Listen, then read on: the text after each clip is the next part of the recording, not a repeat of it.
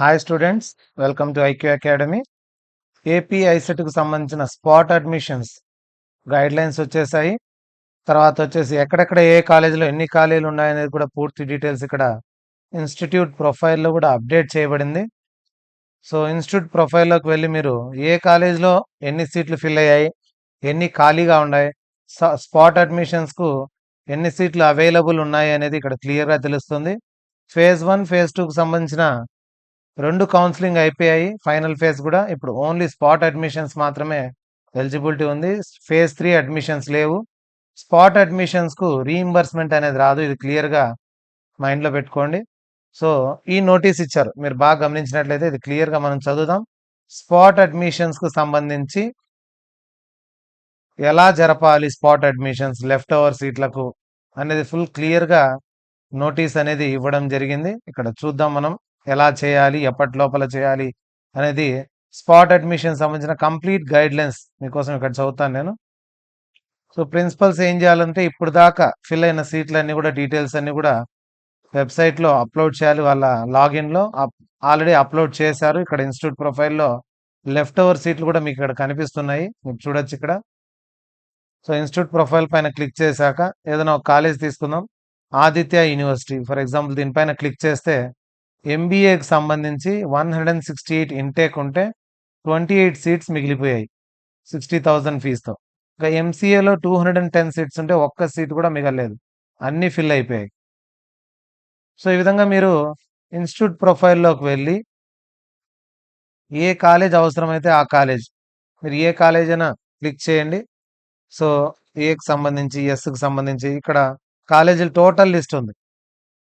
మీరు ఏ కాలేజ్, ఆదికవి నన్నయ్య యూనివర్సిటీ, ఇందులో ఏమైనా సీట్లు ఉన్నాయా ఒకసారి క్లిక్ చేసి చూద్దాం. ఎంఎస్ఎన్ మెయిన్ క్యాంపస్, ఇందులో ఒక్క సీటు కూడా మిగలలేదు, అన్ని సీట్లు ఫిల్ అయిపోయాయి.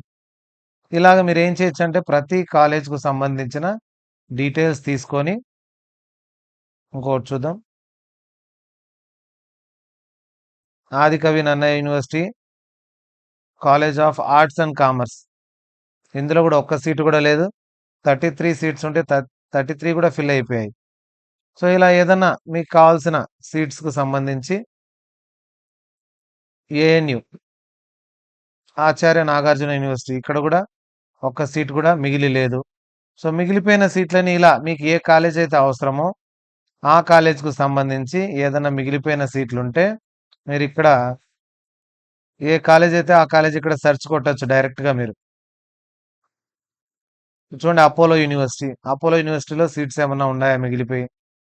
14 సీట్స్ ఉన్నాయి. 28 ఇంటేక్ అయితే 14 లెఫ్ట్ ఓవర్. 99,500తో ఎంబీఏకి సంబంధించి హెల్త్ కేర్ అండ్ హాస్పిటల్ మేనేజ్మెంట్కి సంబంధించి ఇంకా 14 సీట్స్ ఖాళీగా ఉన్నాయి. ఈ విధంగా మీరు ఏం చేయాలంటే కాలేజ్కు సంబంధించి వాళ్ళు పూర్తి డీటెయిల్స్ అప్లోడ్ చేశారు. దీన్ని చూసుకొని మీరు ఎక్కడ లెఫ్ట్ ఓవర్ సీట్స్ ఉన్నాయి. సో అనిల్ నీరుకొండ ఈ కాలేజీలో చూద్దాం, లెఫ్ట్ ఓవర్ సీట్స్ ఉన్నాయా? 6 సీట్స్ మాత్రమే ఉన్నాయి ఎంబీఏకి సంబంధించి. ఇవన్నీ స్పాట్ అడ్మిషన్స్కి వెళ్తాయి. ఇలా మీరు ప్రతి కాలేజ్కు సంబంధించిన డీటెయిల్స్ చూసుకోవచ్చు. స్టేట్లో ఉండే ప్రతి కాలేజ్ సంబంధించిన డీటెయిల్స్, యోగి వేమన యూనివర్సిటీ, తర్వాత Vikrama Simhapuri university,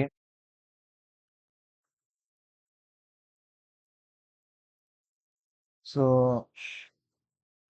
Velagapudi Nageswara Rao engineering college 144 seats ఉంటే 144 ఖాళీగా ఉన్నాయి. సో ఒక్కటి కూడా సీట్ ఫిల్ కాలేదు, అన్నీ ఫ్రీగానే ఉన్నాయి. 144 మీరు జాయిన్ అవ్వచ్చు అనమాట.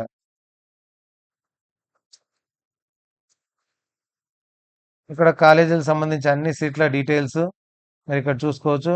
VR institute of PG studies, VSN, తర్వాత వచ్చేసి సో పిబి సిద్ధార్థ చూద్దాం.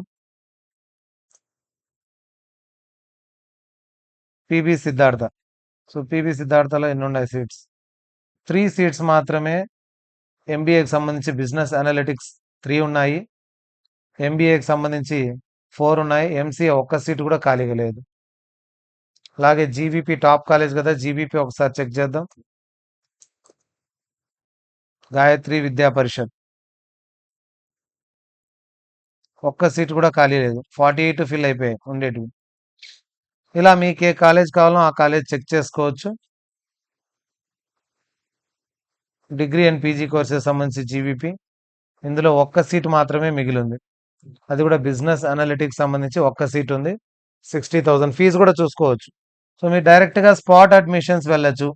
ఎలా ప్రాసెస్ ఏమి అంటే ఇక్కడ కాలేజ్ ప్రిన్సిపల్స్కు క్లియర్ ఇన్స్ట్రక్షన్స్ ఇచ్చారు. ఒరిజినల్ సర్టిఫికేట్స్ తీసుకోవాలి. మీరు స్పాట్ వేకెన్సీ అన్ని కూడా క్లియర్గా మెన్షన్ చేయాలి. ఇక్కడ చూస్తున్నాం స్పాట్ వేకెన్సీ. దీని ద్వారా వీళ్ళొక డేట్ అనేది అనౌన్స్ చేస్తారు. న్యూస్ పేపర్లో వస్తుంది. లేదా ముందే మీరు కాలేజ్కి వెళ్ళి అన్ని డీటెయిల్స్ కనుక్కోవచ్చు. ఎప్పుడు ఇస్తున్నారు కాలేజ్లో స్పాట్ అడ్మిషన్స్ ఎప్పుడు జరుగుతున్నాయని డైరెక్ట్ కాలేజ్నే మేనేజ్మెంట్ పోయి కనుక్కోవచ్చు. ఆల్రెడీ సీట్ అలాట్ అయిపోయిన వాళ్ళు ఎవరు పార్టిసిపేట్ చేయాల్సిన అవసరం లేదు. సీట్ అలాట్ అయిపోయి జాయిన్ అయిన వాళ్ళకి అవసరం లేదు. ఎవరైతే జాయిన్ కాలేదో వాళ్ళ కోసం ఎలా ఏం చేయాలంటే issue a notification daily news paper. Spot admission సంబంధించింది న్యూస్ పేపర్లో ఒక నోటీస్ ఇష్యూ చేయాలి. Candidates who have not taken admission so far are only eligible. ఇప్పటి వరకు ఎక్కడ జాయిన్ కాని వాళ్ళు, ఐసెట్ ద్వారా ఎక్కడ జాయిన్ కాని వాళ్ళు మాత్రమే eligible. Candidate shall not be allowed for spot admission without original certificates. Original certificates లేకుండా స్పాట్ అడ్మిషన్స్కు అలో చేయకూడదు. సో వేకెన్సీస్ ఎలా ఫిల్ చేయాలి మిగిలినవి అంటే the vacancies are to be filled first with the qualified AP ICET.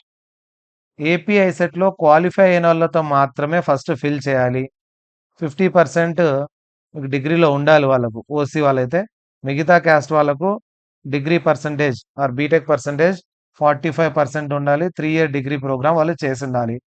So qualification ఏమి MBA ఎంసీఏకి అయితే బీసీఏ బీఎస్సీ డిగ్రీ ఏదున్నా కూడా ఎంబీఏ ఎంసీఏ సీట్లు ఇవ్వచ్చు. డిగ్రీ విత్ మ్యాథ్స్ ఉంటే ఎంబీఏ ఎంసీఏ ఇవ్వచ్చు. డిగ్రీ వితౌట్ మ్యాథ్స్ ఉంటే మాత్రం ఎంబీఏ. డిగ్రీ వితౌట్ మ్యాథ్స్ మీకు ఇంటర్లో కానీ డిగ్రీలో కానీ ఎక్కడ మ్యాథ్స్ లేకపోతే ఎంబీఏ సీట్లకు మాత్రమే వాళ్ళు ఎలిజిబుల్.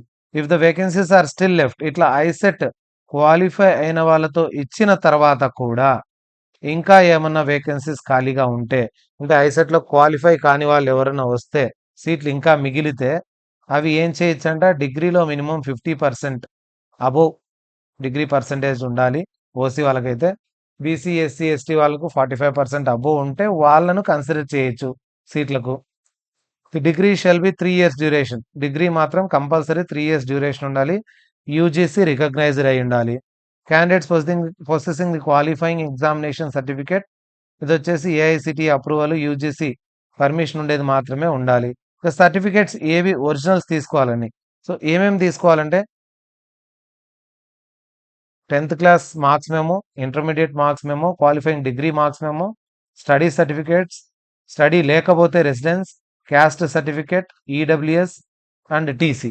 ఇవైతే ఒరిజినల్ మీరు చెక్ చేయాలి. చెక్ చేసి తర్వాతే తీసుకోవాలి.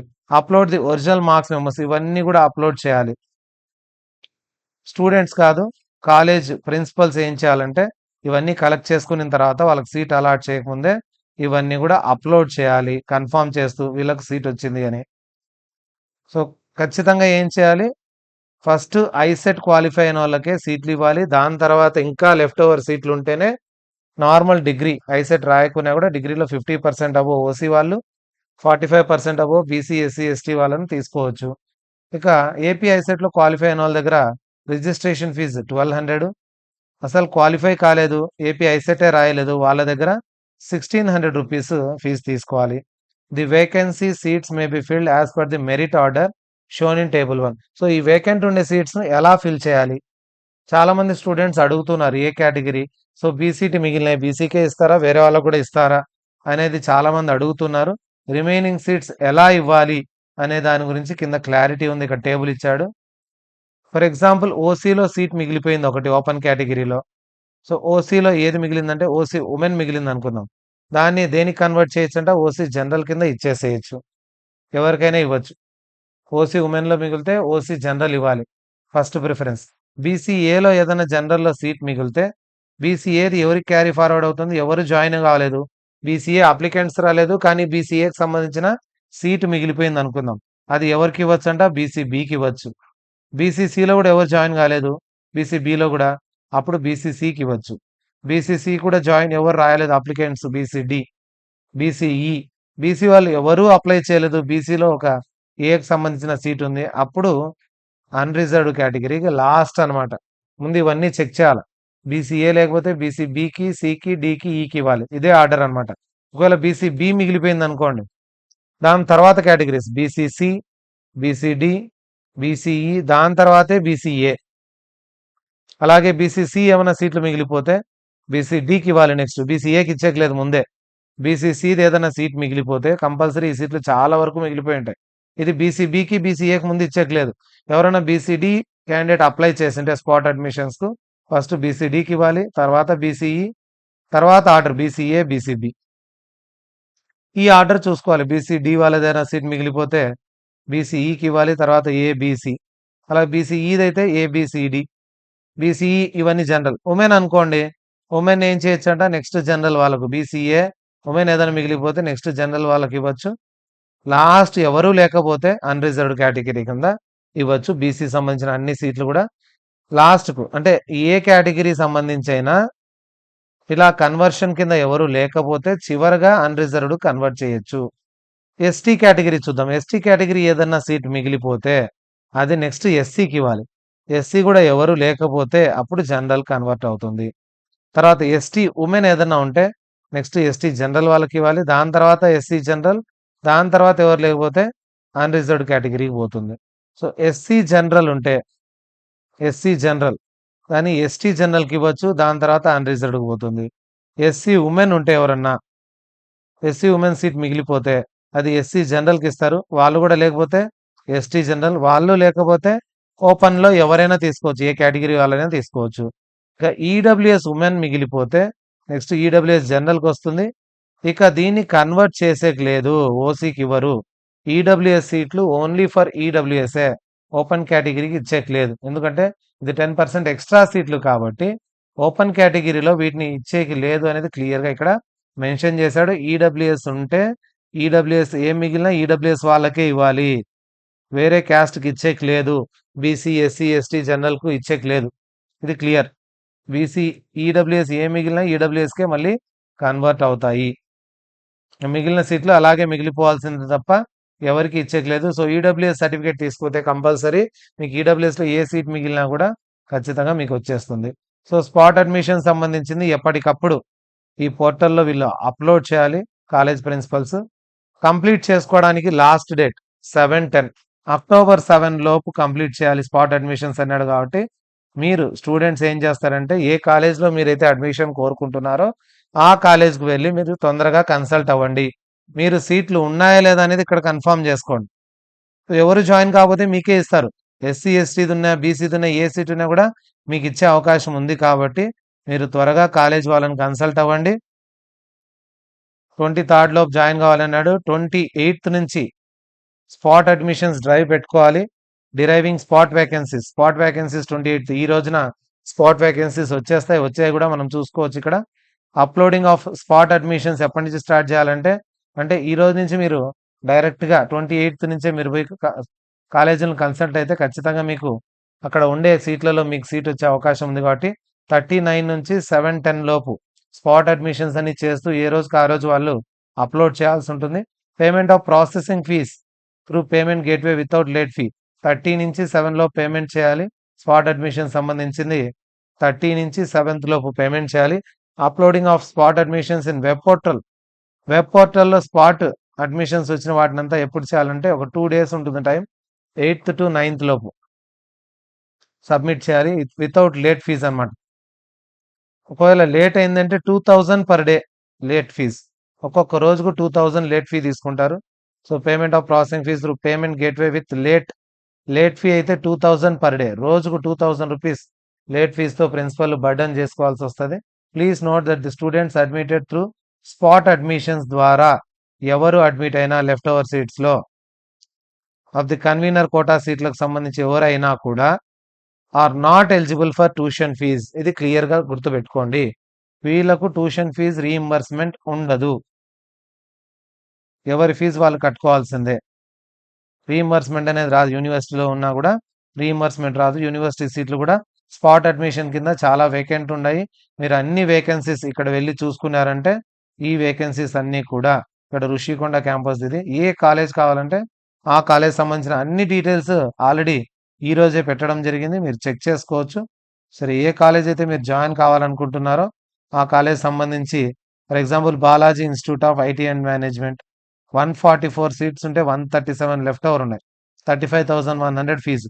మీరు డైరెక్ట్ కన్సల్ట్ కాండి కాలేజ్‌లో మీరు ఖచ్చితంగా ఫస్ట్ ఫేజ్‌లో గాని, సెకండ్ ఫేజ్‌లో గాని మంచి కాలేజ్ సీట్ రాలేదనుకుంటే, ఇక్కడైతే మీకు సీట్‌లొచ్చే అవకాశం ఉంది కాబట్టి, అన్ని కాలేజెస్‌ని చెక్ చేసుకొని మీకు దగ్గరగా ఉండే కాలేజు, బెస్ట్ కాలేజ్ అనుకునింది మీరు చేరడానికి ట్రై చేసుకోవచ్చు. స్పాట్ అడ్మిషన్ ద్వారా అక్కడుండే కాలేజ్‌కు ఫీజ్ ఎంత చూపిస్తున్నాడో, ఆ ఫీజుని బట్టి మీరు జాయిన్ అయిపోవచ్చు. So, this is all about spot admissions. ఇక టీఎస్ ఐసెట్‌కి సంబంధించిన స్పాట్ అడ్మిషన్స్ కూడా డీటెయిల్స్ ఈరోజు లేదా రేపట్లో వచ్చే అవకాశం ఉంది. So, will wait for that. ఒకవేళ అడ్మిషన్ సంబంధించిన ఏ డీటెయిల్స్ వచ్చినా కూడా నేను అప్డేట్ చేస్తాను.